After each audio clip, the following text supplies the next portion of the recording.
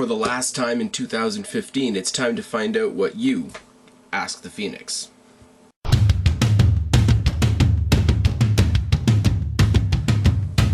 What's going on, everybody? It's your buddy, it's your pal Spaz, Phoenix, the YWC Reality Check, and this is the November/last episode of Ask the Phoenix in 2015.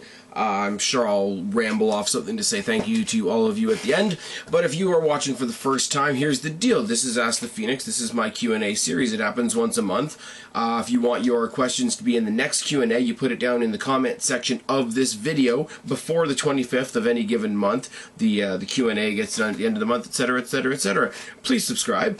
Please tell your friends. We're really close to my my goal of reaching 600 subs by the end of 2015. Where I sit right now is flattering enough.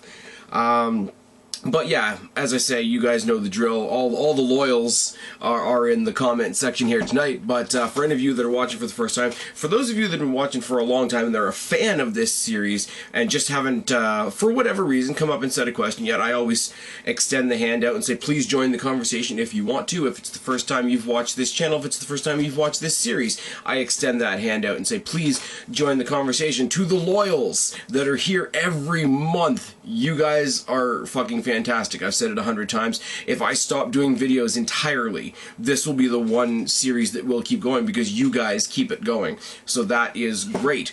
Speaking of the loyals, we'll start off with Cheney815, who says, thinking of what to ask, I realized I bookended this batch of with two fantasy booking scenarios. I just thought I'd point that out. Number one, according to various sources, the plan was to have Eddie Guerrero versus Shawn Michaels at WrestleMania 22 if the former had not passed away. How would you book this match? And by the way, hashtag RIP Eddie Guerrero. Thought about saying something about the anniversary of Eddie's passing. It's 10 years since we lost Eddie Guerrero, which sucks, which is going to definitely play into one of the questions I've got later on. I didn't do it. What I will say, and this is kind of a cheap cop-out answer, I do send you guys other places a lot. I do recommend a lot of other podcasts, other channels to you guys, etc., my friends, whatever. I do really encourage you guys to check out the what the hell's it called? Talk is Jericho podcast. He did one the week of the anniversary of Eddie Guerrero's passing. It's him, Chavo, and Dean Malenko. Apparently, originally the plan was to have Rey Mysterio in there as well, but he wasn't able to be in it. But it's a great conversation, and if you were a really big Eddie fan like I was, it does have the potential to choke you up a little bit. Shawn Michaels versus Eddie Guerrero, I don't think you would have to book. I think you could just let those guys talk at each other. I think not that they're even close to being on the same level as Eddie and Shawn, but look at what they did with The Rock and John Cena. They just sort of bitched at each other, and I say that in the most pleasant way possible. You don't need to establish a face. You don't need to establish a heel. You don't need to establish, really a story. Just say that these guys are going to fight at WrestleMania. Let them insult each other. Let them be charismatic as fuck like they were. Let them be athletic as hell as they are on the night.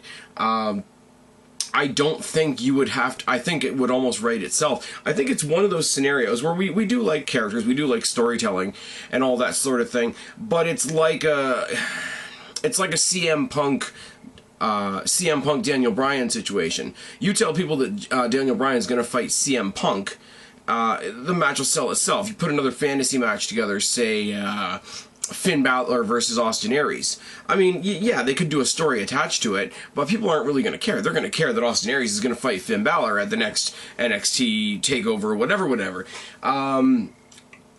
I want them to put some kind of story behind it? Yeah. Like, don't underline the fact that there isn't a story, but I wouldn't care what the story was. So sorry to give you a cheap answer on that one. And as you say, RIP Eddie Guerrero for sure. How many traditional Survivor Series matches should there be on said pay-per-view? If I had my way, and I'm going back to when the Survivor Series matches were 4-on-4, not 5-on-5, I would have a world title match, a Divas title match, a tag team title match, maybe even only have one of the mid-card champions defend their championship, and every other match would be a Survivor Series match. It's kind of like, well, why do we need to have the Royal Rumble at the Royal Rumble? Because it's the Royal Rumble. Survivor Series should be treated the same way. Now, it doesn't have its place in wrestling history like the Rumble does, winner of the Royal Rumble going on to do something else, but it should still stick to what it is. Keep your stories going with all the respective championships. Anything else, throw a couple rivalries together and have the Survivor Series matches, because that's what they're there for, and then branch those rivalries back off at the throwaway pay-per-view, usually TLC, at the end of the year.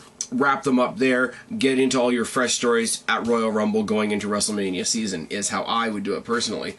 Since there will be no Q&A next month, what are your thoughts on the chairs match stipulation at nearly every TLC pay-per-view? The chairs match stipulation is really just a hardcore match, isn't it? Because at that point, it's not a stipulation... Sorry, guys. It's not a stipulation that gets my attention. It's like, okay, it's a weapons match, but they're only allowed to use this one specific weapon. It's a detriment to them, not an asset. It's like, if anybody remembers, okay, this is going back a while, so for my younger viewers, sorry. Do you remember when Chyna was fighting men and Jeff Jarrett was being really sexist, and they had the good housekeeping match because she should be home at, being a housekeeper, etc. And, how did it work out? They had, like ironing boards and kitchen sinks, literally, and they had food and they had all kinds of other things. But Chyna won after hitting Jeff Jarrett over the head with the guitar because it was a no disqualification weapons match. But they established that the guitar was not a housekeeping thing, so she got disqualified.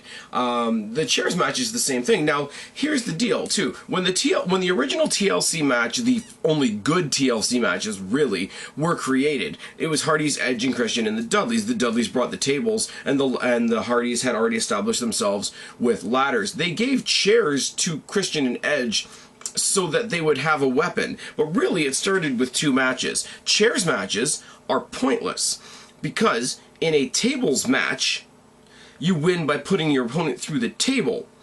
If you're in a ladder match, you win by climbing the ladder. If you're in a chairs match, you win by pinning your opponent, like any other hardcore match. So there is nothing to set it apart. They have to include it because if they're going to have a TLC match at TLC and then they're going to have a ladders match and a tables match, they have to have a chairs match to kind of complete that triangle, I guess.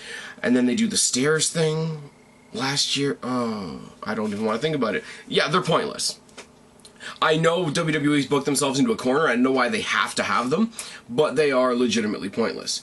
Rank the following Anoa'i family members from worst to second best. Okay. Yokozuna, Rikishi, Umaga, Roman Reigns, Rosie. A lot of people would say Rosie's the worst, but Rosie just never had a chance to be anything significant in the WWE. Yokozuna's a legend. Rikishi was legendary in his own way. Umaga didn't get enough traction to be as good as I thought he was. Roman Reigns is going to be at the top of the company eventually. So Roman Reigns and Yokozuna are near the top. Rikishi, Umaga, and then Rosie at the bottom, which is only because he never got to achieve what I thought he could achieve, but whatever. Should there be a subtle theme of every Hall of Fame? Example, a year for all the ECW guys, a year for all the WCW guys, a year for all women, a year for all Canadians. I like it. I like how you wiped that in there. That's good. I would say yes, because it would be fun for me. But I'm saying that from the perspective of somebody that's I'm going to watch the Hall of Fame regardless because it's part of WrestleMania weekend. Because I'm not putting myself on any kind of pedestal, but I have the respect for WWE and for the wrestling business that I'm going to watch the Hall of Fame anyway because it's the Hall of Fame.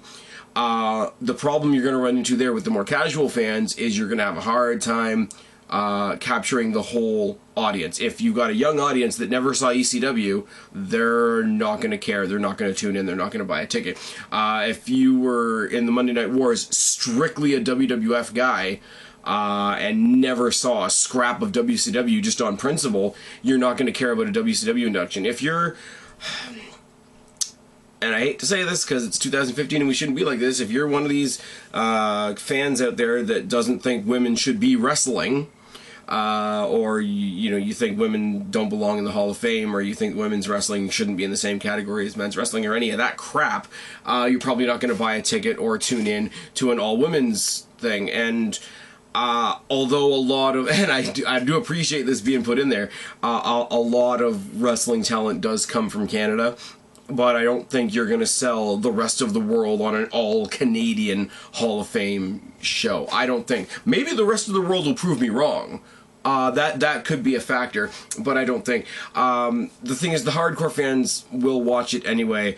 WWE's focused on the casual fans, and I think they would really risk dividing their audience with something like that. So as much as I think it could be cool, it's like the themed Raws. If you want to throw your hat out for a second and just enjoy some of the goofiness, and they do something like Raw Roulette for a night, you can choose to enjoy that, or you can choose to look at it and say it's fucking dumb. Same thing here. You can choose to watch the Hall of Fame just because it's the Hall of Fame, but if you don't care about ECW, you're probably not going to watch the ECW Hall of Fame year.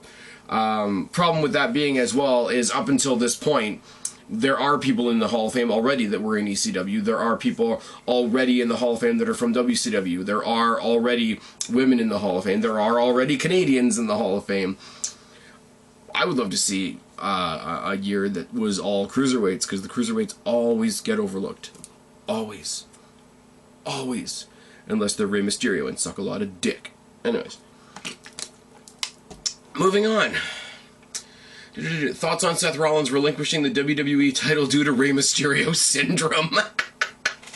Oh, that's fucking brutal. They had to do it.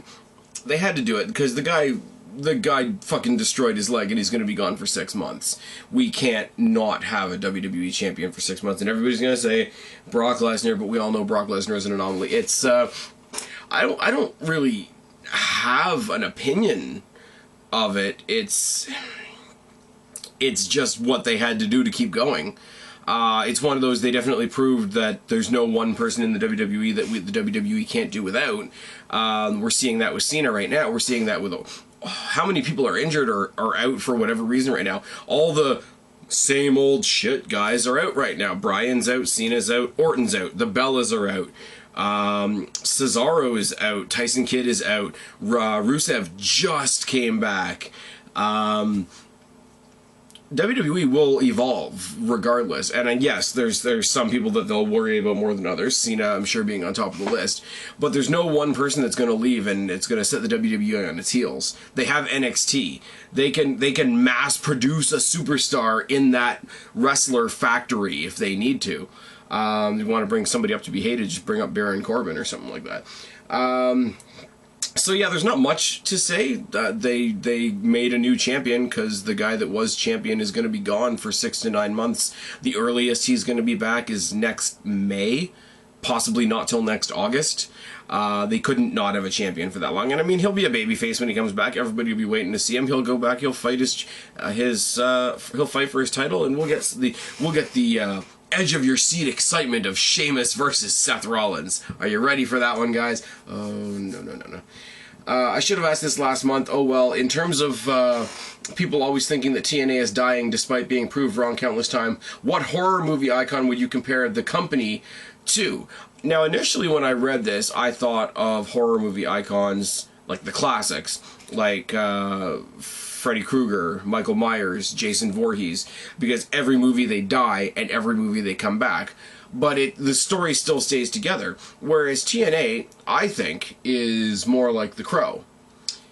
If anybody's ever seen the original Crow movie, with the late, great Brandon Lee, passed away, I think either during or after the filming of that movie, so they had to create a brand new story for the sequel.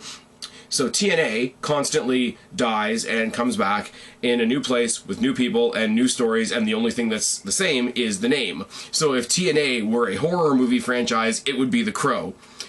Just that's the best answer I can give you. I would love to make the cliche that, you know, it's a zombie, it's Walking Dead, it's on its last legs, but it's really The Crow. Like, they've moved from Destination America to Pop TV, which again is another station we don't get up here, so fuck us, right?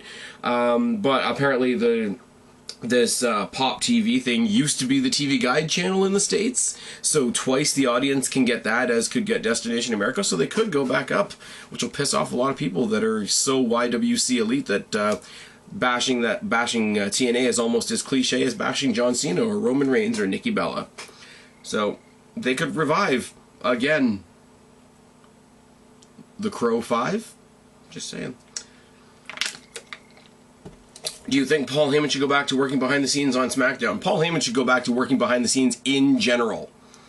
In general. There is no double roster, so just have Paul Heyman run the WWE writing team and do it yesterday. Remember the SmackDown 6 time? Okay, Benoit's a bad example, but Benoit, Angle, the Guerreros, Rey, Edge. This is back when I was able to stomach Rey Mysterio being on my TV. That's the magic of Paul Heyman. And to top that all off, he had Brock Lesnar. Like, he had those... Anybody else on SmackDown could do anything else they want. He had his core of guys, and you could do anything with them. Now, take that to a whole company-wide mentality. It could be great. All the guys that we want to see would be in that core, and the upper echelon would be the upper echelon, and we know how they are. But yeah, do it yesterday. Which Walking Dead characters do you think are overrated or underrated? Here's the thing. I know the show's supposed to be all about them, but the most overrated characters on that show are Rick and Carl. And Judith, I guess, to a lesser extent, although she doesn't really do much other than sit there and be a baby, literally. Underrated characters, and this is a funny answer I'm going to give you because I have my own personal reasons for this. Maggie and Glenn. Now, Maggie and Glenn are main characters on the show. They are main, prominent characters on the show. Now, how can I say that they are underrated? They are underrated because they save us from a lot of things. Every show has a couple. And you laugh at me if you want, I watch a lot of Grey's Anatomy. There's a lot of couples on Grey's Anatomy. Grey's Anatomy just teaches you that doctors like to fuck and sometimes help patients. But everybody's a couple. Now, Glenn and Maggie are the couple on Walking Dead. They are the couple. Lori's dead. They are the couple. If one of them... The thing we just saw... Okay, spoiler alert, Glenn's not dead. He was hiding under a dumpster. Which was fucking ridiculous, even for me, who's a big fan of the show. But they're both alive. And Maggie's having a kid. And that's fucking great. But if they ever broke those two up, or if one of them died, they would have to supplement that with some other collection of people would have to be a couple on the show. And then all the other badass characters that are all out there doing other badass things would be taken away from whatever badass thing they're doing to reinvent this whole couple thing, because they need to have a couple on the show for whatever reason. Glenn and Maggie are an established couple, but they don't do coupley things. They're not all, like, making out all over the thing and distracting each other and getting each other killed and whatever. They're just a thing that exists. And it's like, okay, we have a couple on the show. The writers can concentrate on more important things like killing zombies. So while they are very, very prominent figures on the show, I think they are underrated in what they could potentially be saving us from. But we're going to get Enid and Carl, aren't we? We're going to get Enid and Carl, and it's going to be terrible. Oh, shit. I always hear things about Triple H versus The Rock or Sting versus Taker, but never Sting versus The Rock. Putting any stipulations on that you want, how would you book it? I have no interest in seeing The Rock versus Sting. I really don't. Character-wise, they don't match up. Style-wise, they don't match up. It would be a very, very typical wrestler versus superstar match. We don't know how Sting's doing health-wise. We don't know if The Rock's coming back or not. He might be doing something with Ronda Rousey and the Authority and that whole mess. Ronda Rousey got her head kicked off, so we don't know what that's doing. I don't know how I would book it because I don't want to see it. I know I've given you really lame answers for both of your booking questions, but I can't come up with a reason why they would want to fight each other. Other than the only storyline you could possibly come up with, the only problem they could have with each other is Rock was one of the figures of the Attitude Era, and Sting was one of the major figures of WCW during the Monday Night Wars. But they've already used that as an excuse to have him fight Triple H. I don't think at this point a repeat of the same mentality is going to do anybody any good. and I don't know if Sting's gonna wrestle again at all.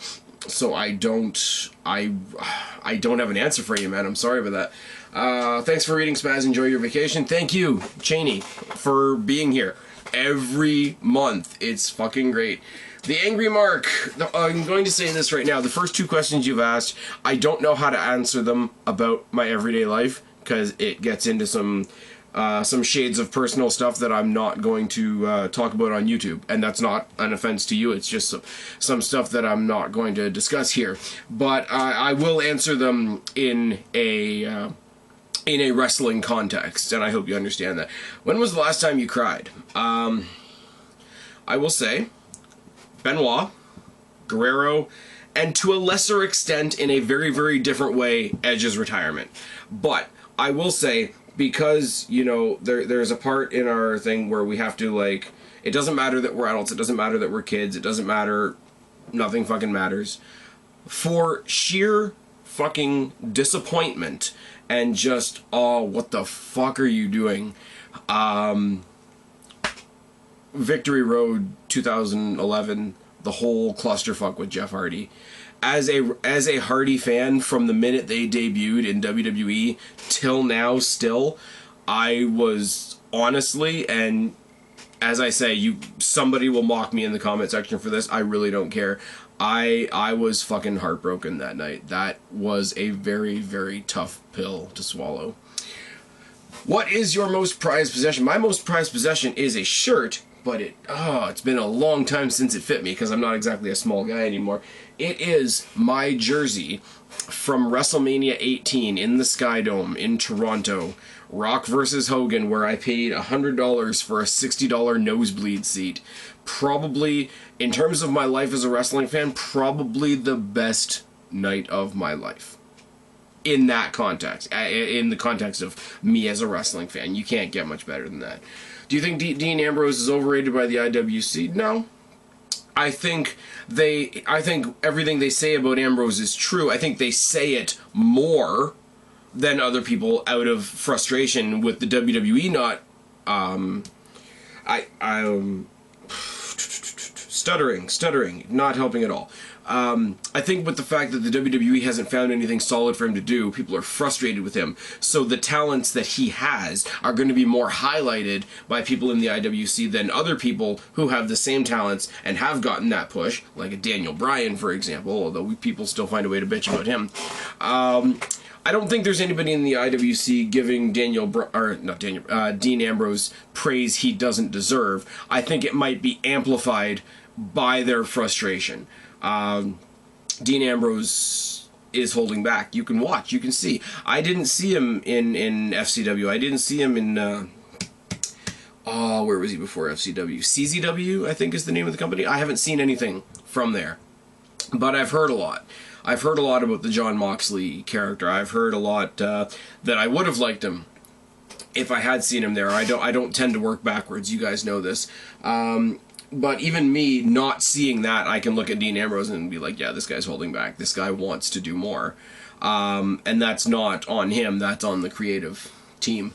That's on WWE, and that's what frustrates fans, and that's what gets the fans, as I say, and I'm getting repetitive now, to voice an opinion that is very, very true, but voice it just a little bit louder, so that it seems like they're overselling him when they're really not. Thoughts on Jimmy Wang Yang? Great talent. I saw Jimmy Yang, a little bit of his stuff from WCW. Great, talented guy in the cruiserweight division, which WWE needs. Why they felt the need to slap the Oriental country guy, like he's the Oriental cowboy. I don't know why they felt the need to do that at all. Is the Hurricane a future Hall of Famer? I think he deserves it. Talent-wise, he definitely deserves it. They own the WCW library, so they can track his entire career from WCW till now.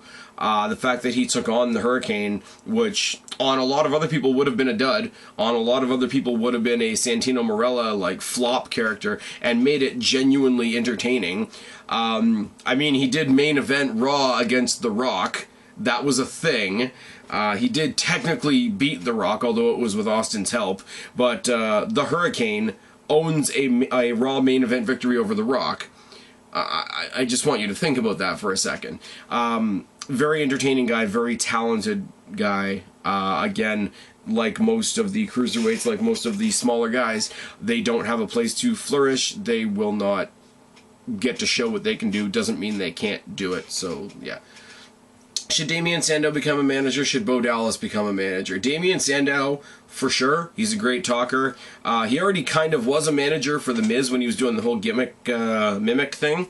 The gimmick Schneebix-Fernum, as Taz would say. Bo Dallas, no, because nobody wants to hear him talk.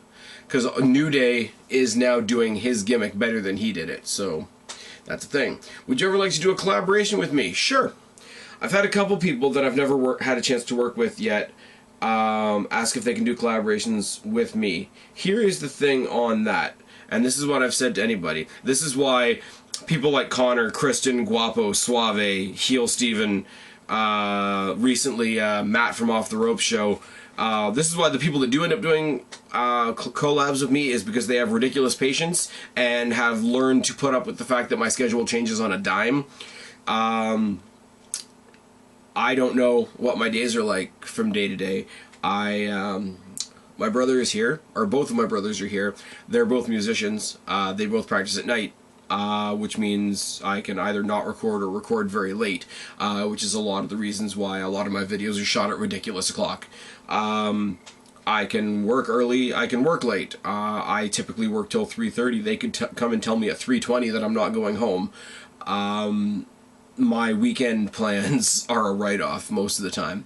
I don't like confirming that I'm going to do stuff with people on the chance that I'm going to let them down, or I'm not going to be there, or I'm going to miss out what I said I was going to do. The people that I do collaborate with, the people that I do these annual things that I do with, is because A, they've gotten used to me being very unpredictable, and they have the patience of saints, all of them, and also just because one of us happens to catch the other one. Anytime that I have been on, let's just say, for example, the Wrestle Recap podcast with Kristen, it's because she's popped up on my screen and said, hey, are you free to do something? And I happen to be free that minute. So for the other people that have asked to do stuff with me, it's not a slight on you guys. It's not that I don't want to. It's just you have to catch me in the minute that I'm there and that I'm available to do stuff. That's the best answer I can give you. It's not anything against anybody. I really need you guys to know that. What's the most random thing that's ever happened to you? Again, certain things that are not suitable for YouTube, but two fun stories that I like to tell. Both of them involve fast food. I mean, look at me, I don't eat a lot of salad.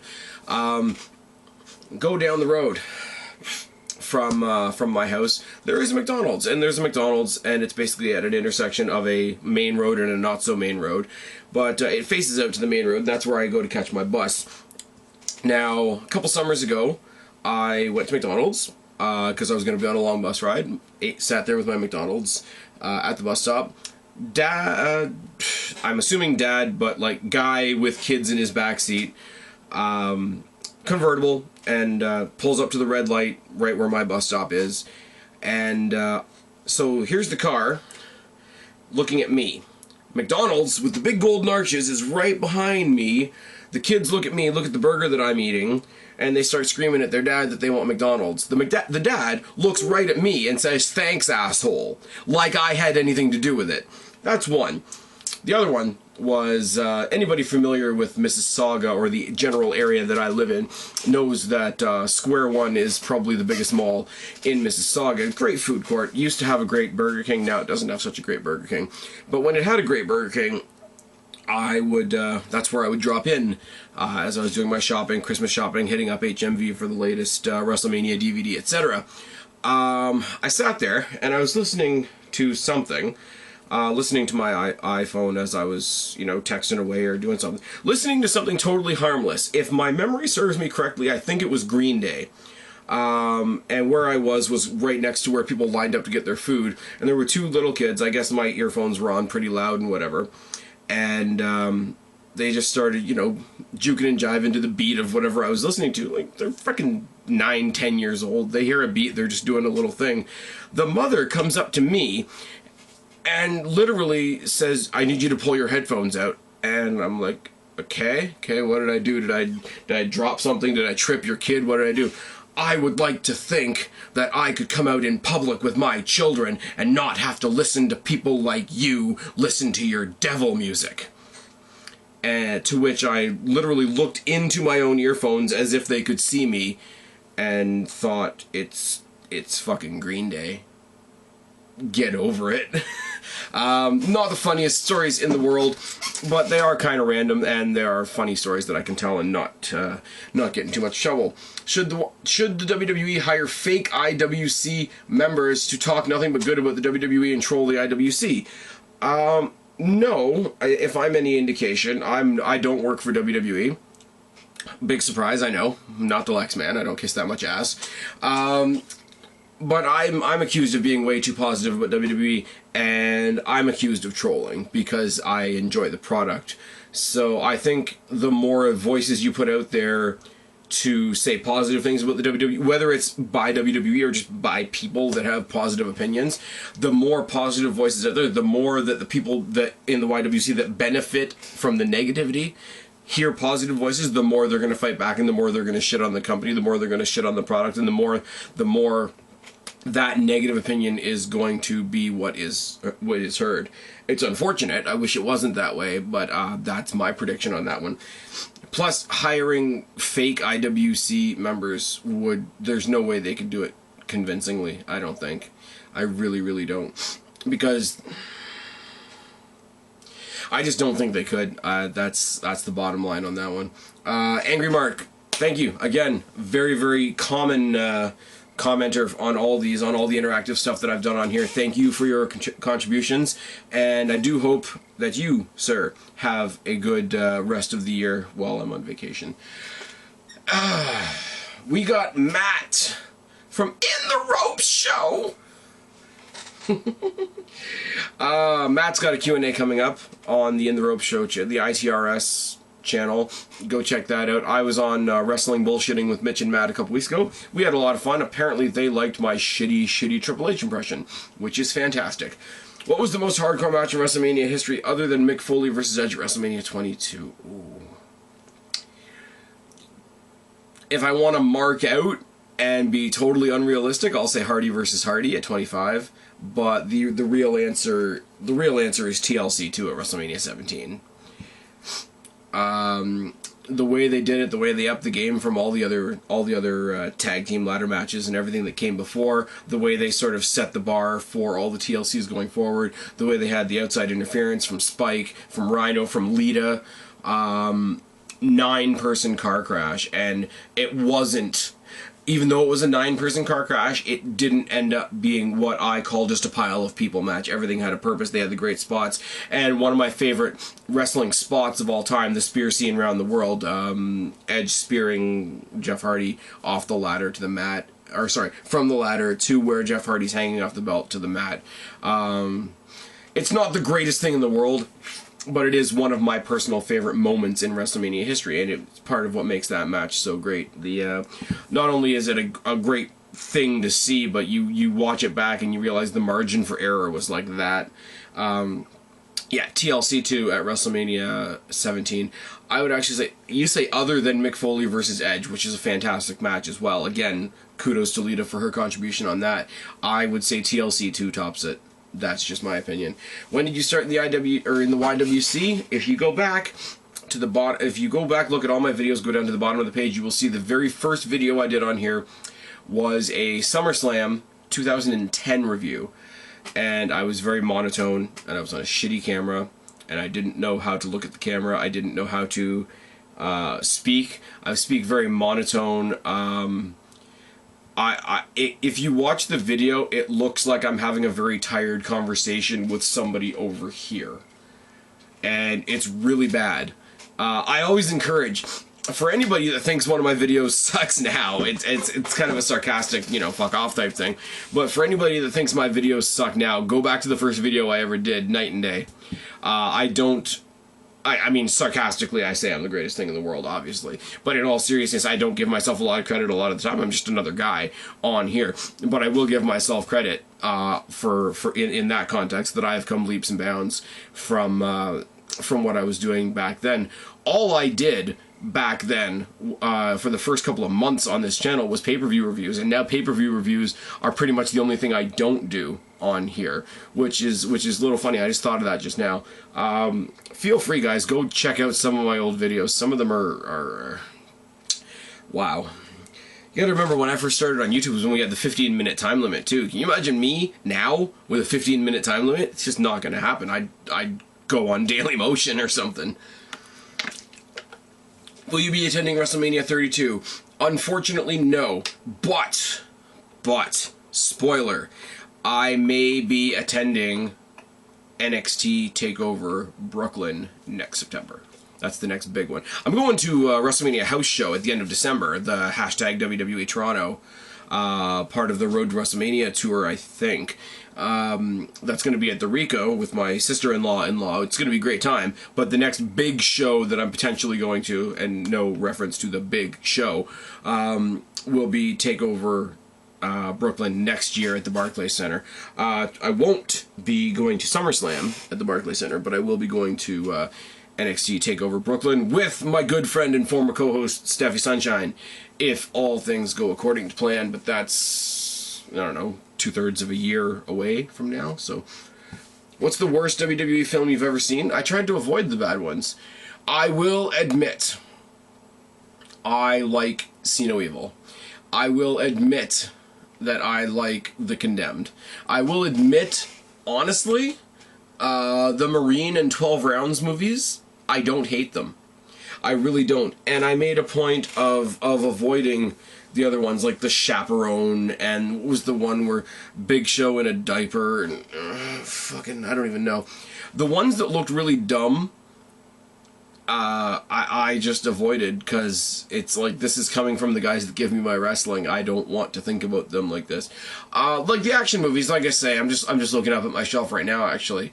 But the Marine movies and the 12 Rounds movies, they're not epics. They're not going to set the world on fire, but they're just simple, like, end of the day, nothing else to watch, leave your brain at home action movies, which is fine. And it not every movie you watch has to set the world on fire, so they're kind of fun. John Cena, I will say this. Most people will disagree with me on this. I will say this. I would rather see John Cena in a movie than in a wrestling ring. With all due respect to him and what he does and all that. That's just my opinion. He was in that movie. There was a more serious movie. I think I have it. It's called. It's either called Legend or Legendary, and it's a more serious, like a family movie thing. It's not bad. It's really not. I encourage you guys to check it out, actually. But hey, that's just me. What's your favorite brand of alcohol? Now, you guys want to laugh at me a whole bunch. I am a friggin' lightweight when it comes to alcohol. My drink of choice, typically only because it's easy to find and every bar has it, is Smirnoff Ice. If you want to make one of your little Spaz concoction at home, make what I call a Nympho Smurf, and it's basically a full bottle of Smirnoff Ice over lots of ice with 2.5 shots of Blue Curacao in it. Also, any place that serves shots of Sourpuss is my new best friend. I get accused of drinking the quote-unquote girly drinks because I don't drink beer, because beer tastes like moose piss. But yeah, if I look over here, what do I got? I got Blue Curacao, I got Creme de Menthe, I got Sourpuss, I've got some Smirnoff in the fridge. It's Friday somewhere. Yeah, not too exciting on the alcohol front, but I've got the things that I like. When I was younger, I drank all the young kid drinks. Drank Rev, if anybody remembers Rev. I drank Mike's Hard Lemonade, if anybody remembers that shit. Yeah, especially coming from Matt and the drunk hangouts and such, and I tip my cap to those guys for that because I don't have the constitution for it. Yeah, I'm not very exciting on the alcohol front, sorry man.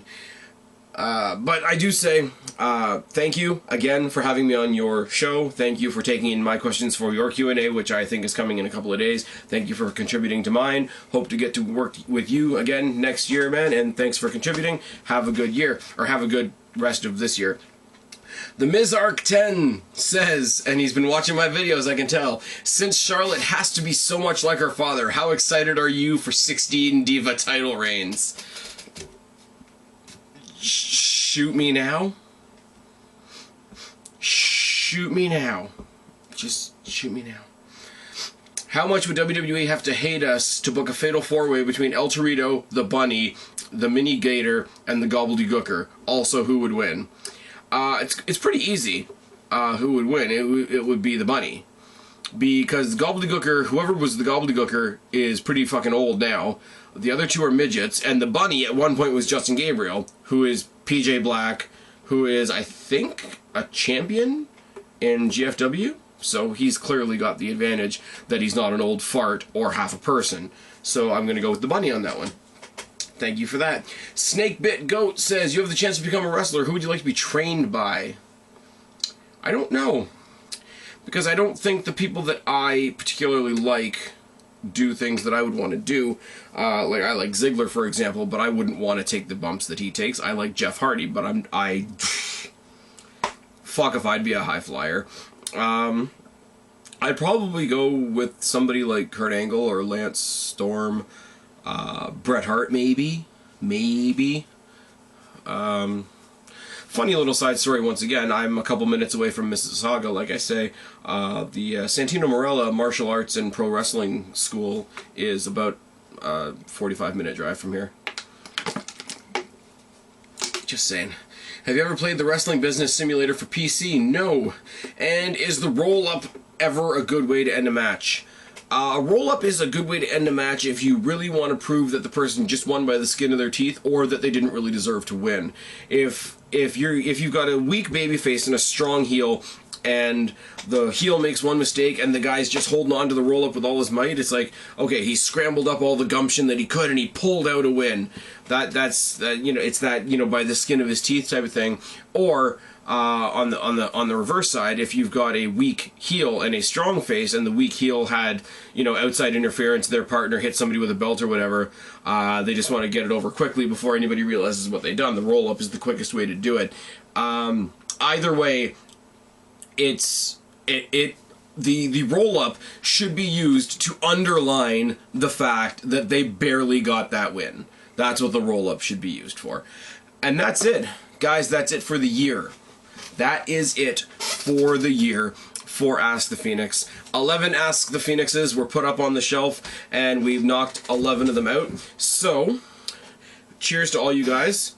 Thank you.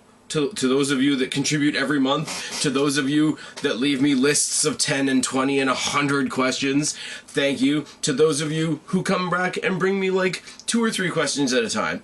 To those of you who have passed on these videos, shared these videos, hosted a group on Facebook and have let me share these videos, thank you. To those of you who have convinced others to contribute. To those of you, as I say always, that have been watching these for a long time and just really haven't had anything to say, it's fine. You don't have to. Just know that the offer is always there. If you're watching this for the first time, again, I will say, I'm on vacation from this channel in December. That's what I do. So you've got 2 months instead of the typical one. Put the questions in the comment section below. The next Q&A I do will be in January. The next Q&A I do will probably be after the Royal Rumble.